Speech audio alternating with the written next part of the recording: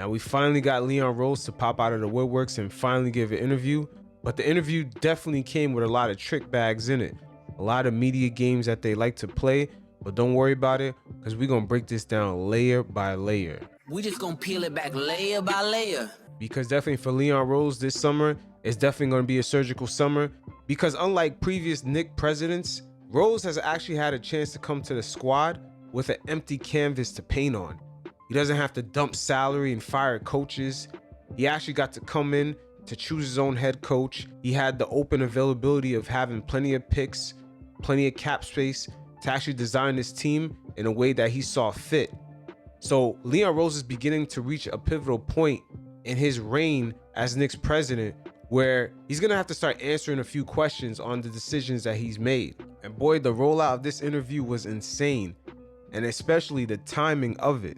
Tick, tick, tick. How much time he got, that man is. First of all, they rolled out this interview in the part of the season in which the fan base already know we're not making the playoffs, so a lot of them already checked out on watching the games, especially with Julius Randle not playing the last 2 weeks of the season and then RJ having that injury. So the last game of the season in which they rolled out this interview in the pregame show, already with no RJ, no Randle, and I'm pretty sure they already had the analytics showing that a lot of the fan base had already dropped off from the ratings. That's when they decide to drop this interview.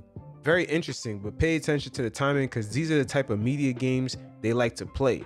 And we also got to look at the fact that the only way you could have seen the full interview was during the pregame show, because there is no replay of it on the MSG Go app. Also on their social media accounts, there's no actual full replay of this interview, which is ironic. And then they sprinkled the interview, parts of it, throughout the game when it was airing live. So why this interview is kind of being put in the tuck, I don't know, because it was an in-house MSG interview. It's not like Mike Breen was going to ask him a bunch of tough questions.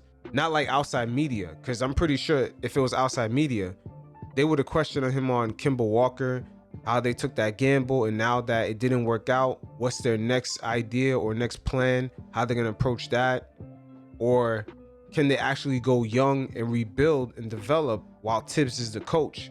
Because as we all could see throughout the season, he's kind of stuck in his ways with certain lineups.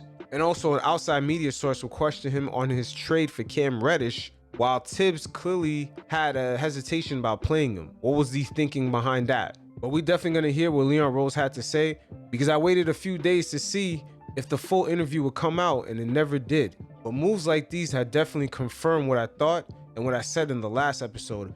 I believe it's part of his contract in which they kind of shield him from the media and protect his image, because Leon Rose is a private guy, and he is a big dog in this NBA space, in which he has a long history of just having a good reputation among those NBA inner circles.